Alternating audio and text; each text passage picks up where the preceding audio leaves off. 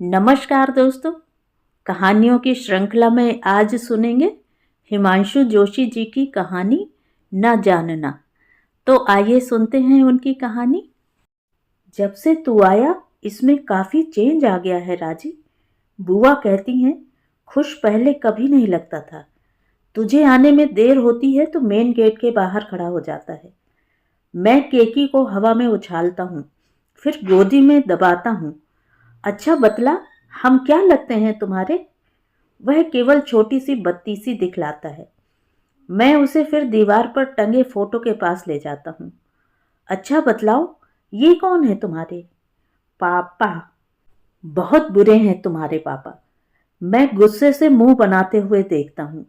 यह 2-3 हल्की हल्की चपतें मेरे गालों पर जमाता है और फिर शरारत से हंसता है। लगता है बुआ के ऑफिस जाने में अभी समय है। वह पलंग की पाटी पर बैठी कुछ बुन रही हैं। मर्दाना स्वेटर जैसा लगता है। उनकी अंगुलियों में सरकता मटमैला ऊनी डोरा और परस्पर तेजी से चोंच लड़ाती 2 प्लास्टिक की सीकें। कल रीगल में केकी को पिक्चर दिखला लाएंगे। हाँ बुआ, सुना बहुत अच्छी है बच्चों के लिए। तुम भी चलोगी ना? बुआ मेरी ओर देखती हैं पर कहती कुछ नहीं। उनका चेहरा पता नहीं क्यों भारी सा लगता है, कुछ उदास उदास। जब से बुआ के हाथ की सुनहरी चूड़ियां टूटी, काफी बदल सी गई हैं। वैसे अभी उम्र ही क्या है, 30 भी पूरे नहीं हुए होंगे। बाबूजी कुछ कहते थे राजी? बुआ कुछ सोचती हुई पूछती हैं। तू कानपुर से ही तो आया होगा ना? हाँ, चलते चलते भेंट हुई थी स्टेशन पर, मैं उत्तर देता हूँ। वे किसी मुकदमे की पैरवी में इलाहाबाद जा रहे थे। कहते थे दिल्ली कितने दिन ठहरोगे? बहू से कहना कभी कभी चिट्ठी भेजा करे और वहां उसे कोई कष्ट हो तो इधर चली आए। जब से हमारा अविनाश गुजरा है वह एक बार भी इधर नहीं आई। मैं वे 20 रुपए आगे बढ़ाता हूँ जो उन्होंने जल्दी में दिए थे केकी के लिए। बुआ कुछ देर तक उन मुड़े तुड़े नोटों को कागज के पन्ने की तरह थामे रखती हैं, फिर किसी किताब में पुस्तक चिन्ह की तरह रख देती हैं। केवल एक हरा कोना सा दिखता है। तेरे एग्जाम कब से हैं? वे कुछ रुक कर पूछती हैं। 5th से। फिर यहाँ दिन भर पड़ा पड़ा क्या करेगा? मैं हंस देता हूँ। कुछ किताबें देख लूंगा, यह लास्ट चांस है, फिर ओवर एज हो जाऊंगा। प्लास्टिक की दोनों सलाइयाँ ऊन के गोले के आर पार निकल जाती हैं। बुआ कपड़े ठीक कर ऑफिस की तैयारी में जुट जाती हैं। तो दिन में चाय वाय बना लेना, शाम को कनॉट प्लेस की तरफ घुमाना। बुआ चली जाती हैं। केकी की तबीयत आज कुछ ठीक सी नहीं, अतः वह सुबह स्कूल नहीं गया। बुआ जब ऑफिस जाती हैं तो घर की चाबी पड़ोस की एक बुढ़िया को दे जाती हैं, जो दिन में केकी को स्कूल से आने के बाद खाना खिला देती है। बुआ के आने तक उसकी देख रेख करती है। इसके बदले बुआ प्रति माह कुछ पैसे दे देती हैं। केकी लेटा है। मैं शाम को कहीं भी जा नहीं पाता। कुछ देर यूं ही आसपास टहलता हूँ और फिर खिड़की के पास कुर्सी लगाकर बाहर की ओर देखता हूँ। पता नहीं क्या क्या सोचता रहता हूँ। मुझे अनायास वे दिन याद आने लगते हैं जब बुआ ने लखनऊ यूनिवर्सिटी से पॉलिटिकल साइंस में एमए किया था, जब बुआ की शादी हुई थी और जब बुआ एक दिन दिल्ली के लिए चलने लगी थी। उनकी अटैची में अपने और केकी के कुछ साधारण से कपड़े तथा अपॉइंटमेंट लेटर के अतिरिक्त कुछ भी न था। पिताजी जब स्टेशन तक छोड़ने आए तो बुआ बुरी तरह रो रही थीं। केकी आंखें मलता हुआ मेरे पास खड़ा हो गया है। दूर कहीं सड़क की बत्तियां जलने लगी हैं। धुएं की तरह अंधेरा कमरे में फैला है। मैं घड़ी की ओर देखता हूँ। बुआ अब तक नहीं आई। बाहर कुछ कुछ पानी बरस रहा है। तभी दूर कहीं कार का सा हॉर्न सुनाई देता है। कुछ देर बाद कॉल बेल बजती है। मैं किवाड़ खोलकर देखता हूँ, बुआ हाँफती सी खड़ी हैं पर्स बगल में दबाए। अरे तू कहीं गया नहीं? वे विस्मय से पूछती हैं। मैं संक्षिप्त सा उत्तर देता हूँ। वे केकी के माथे पर हाथ लगाती हैं। दूध पी लिया था दिन में? हाँ। केकी सहमा सा देखता है। अब भूख तो नहीं? केकी डरा डरा सा चुपचाप एक किनारे बैठ जाता है। कुछ भी अधिक बोलता नहीं। जैसा कि उसका स्वभाव बन गया है। बुआ मेज पर पर्स रखती हैं। मैं देखता हूँ बाहर वर्षा के बावजूद उनके कपड़े सूखे हैं, केवल सूखे बालों पर कुछ उलझी बूंदें। विपिन भैया का कारोबार सुना अब अलग है। बुआ चाय की प्याली में से उठती भाप की लकीर की ओर देखती हैं। तो तुम लोगों के चूल्हे चौके भी अब अलग अलग होंगे। हाँ, सुना था उन्होंने तुम्हें कुछ भी हिस्सा नहीं दिया। मैं चुप रहता हूँ। फिर घर का खर्चा कैसे चलाते हो? उतनी ही आमदनी में गुजारा चल जाता है? मैं चुप रहता हूँ। बुआ कुर्सी पर दोनों पांव समेटकर बैठ जाती हैं। अंगुलियों के सारे सिरे साड़ी के किनारों में दबा लेती हैं। सिप सिप कर एक साथ 2-3 घूंट निगलकर प्याला बड़े आत्मविश्वास से मेज पर रख देती हैं। हंसमुख अभी ससुराल में ही होगी ना? हाँ, वहीं से बीएड कर रही है। कानपुर तो अधिक रुका ना होगा ना? बाबूजी अब भी कोर्ट अटेंड करते हैं? कभी कभी। आपकी सास कह रही थी अगले महीने शायद कुसमी की शादी होगी। शीला से कहना कम से कम उस मौके पर जरूर आए। मैं कुछ क्षण ठहर कर कहता हूं, जैसे सहसा कुछ याद आ गया हो। बुआ, आपने देखा नहीं, आपके मकान वाली गली का नाम अब जीजा जी फूफा के नाम पर रखा है। कारपोरेशन ने एक बहुत बड़ा बोर्ड लगाया है। जीजा जी जिंदा होते तो मेजर के रैंक तक तो अब तक पहुंच ही जाते ना। बुआ कुछ कह नहीं पाती, उठकर बाहर चली जाती हैं। सुबह बुआ की आंखें कुछ कुछ लाल दिखती हैं। मुझे लगता है उन्हें ठीक ढंग से नींद नहीं आई। मैं रात को बाथरूम के लिए 2 बार उठा और मुझे एहसास हुआ कि वह जागी हुई हैं। शाम को बुआ के ऑफिस के आगे करजन रोड वाले बस स्टैंड पर हम खड़े हैं, बुआ, केकी और मैं। बहुत सी बसें एक के बाद एक गुजरती हैं, पर रुकती नहीं। तभी एकाएक एक स्लेटी रंग की कार फिसलती हुई रुकती है। कोई एक अपरिचित सी आकृति खिड़की के बाहर मुंह निकालती है। बुआ कुछ कदम लपक कर आगे बढ़ती हैं, केवल 1 मिनट के लिए। कार सर्र से निकल जाती है और बुआ फिर अपनी कतार पर। उनके चेहरे पर पुछी हुई स्लेट की तरह कोई भाव नहीं, जैसे कुछ हुआ ही ना हो। तभी एक बस रुकती है। कतार में बारी बारी से सब चढ़ते हैं और हम भी। बुआ मुझसे आगे हैं। बस के फुटबोर्ड पर जब चढ़ने लगती हैं तो मैं देखता हूँ बुआ के पर्स के बगल में दबी पुस्तक अब नहीं है, जिसके भीतर बुआ की लिखी एक चिट थी, जिसे कल रात मैं गलती से पढ़ गया, वस्तुतः जो मुझे पढ़नी नहीं चाहिए थी। हम रीगल के स्टॉप पर उतरते हैं। बुआ चलती चलती जनपद की दुकानों की ओर मुड़ती हैं। तू कानपुर होकर ही तो जाएगा ना? बुआ पूछती हैं। हाँ, मैं सिर हिलाता हूँ। तो बाबूजी के लिए एक स्वेटर ले जा, दे देगा? बुआ बूढ़े रंग का ऊन खरीदती हैं, फिर मेरे साइज की बुशर्ट देखती हैं और मेरे मना करने के बावजूद खरीद लेती हैं। केकी मेरा हाथ थामे गुड्डे की तरह गुमसुम चलता रहता है। न वह किसी चीज के लिए मचलता है और न किसी चीज की ओर बाल सुलभ जिज्ञासा से ही देखता है।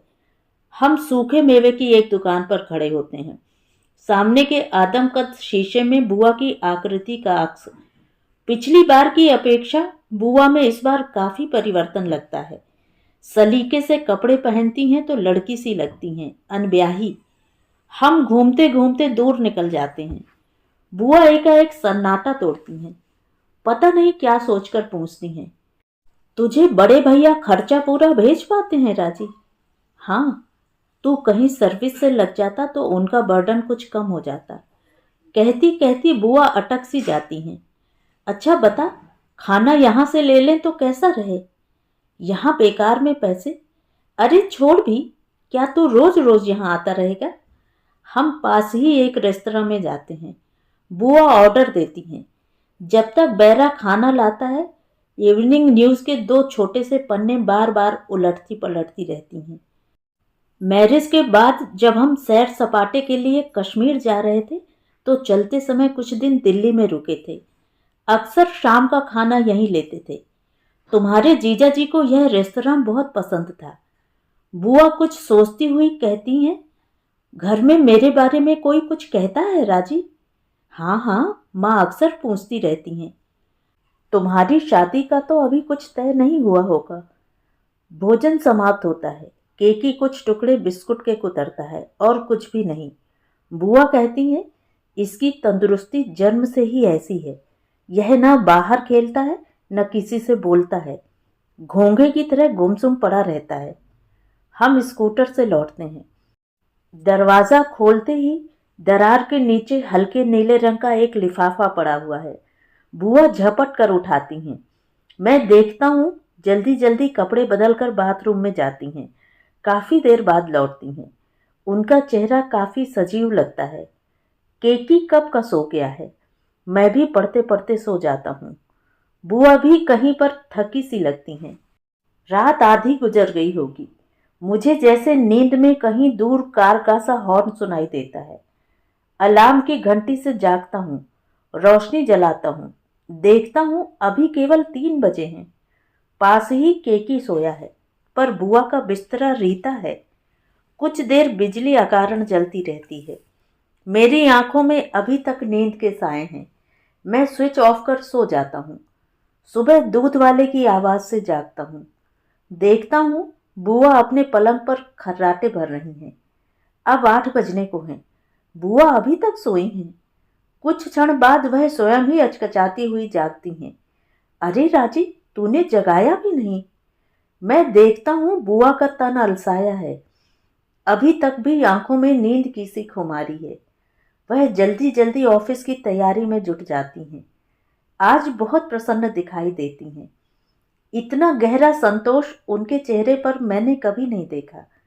ऑफिस जाते समय कुछ रुपए जबरदस्ती मेरी मेज पर रख जाती हैं।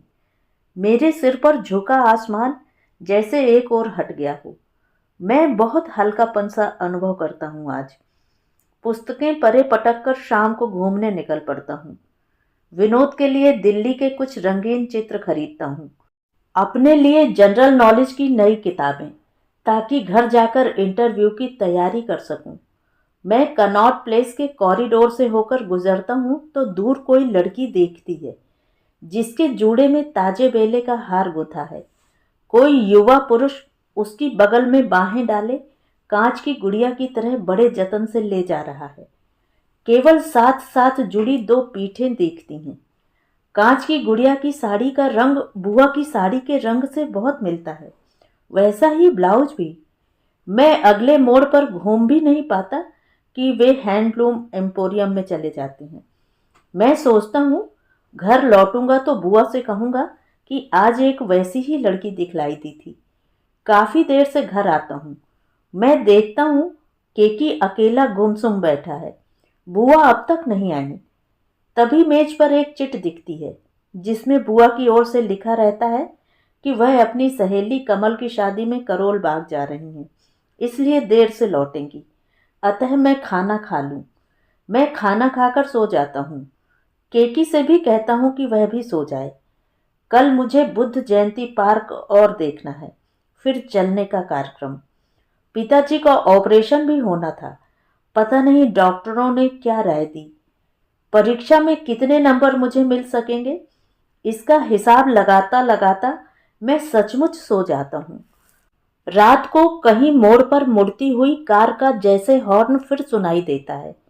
मुझे लगता है बजरी में धंसते धंसते पहिए मेरे बहुत निकट आ गए हैं। कुछ क्षण बाद दरवाजे पर खटखट सुनकर उठता हूँ। बुआ खड़ी हैं, हाथ में ताजे फूलों का गुच्छा। तूने खाना खा लिया राजी? हाँ। कमल की सिस्टर यहीं पास ही डिफेंस कॉलोनी में रहती हैं। कहने लगी मैं छोड़ दूंगी। वे ही यहाँ तक पहुँचा गई हैं। बुआ पानी पीती हैं और फिर जम्हाई लेती हुई सो जाती हैं।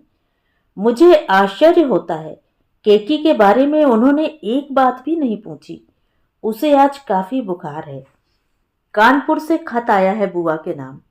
कुसुम की शादी के लिए बुलाया है। लेटर हेड पर पता छपा है, कैप्टन अविनाश मार्ग, कानपुर 5।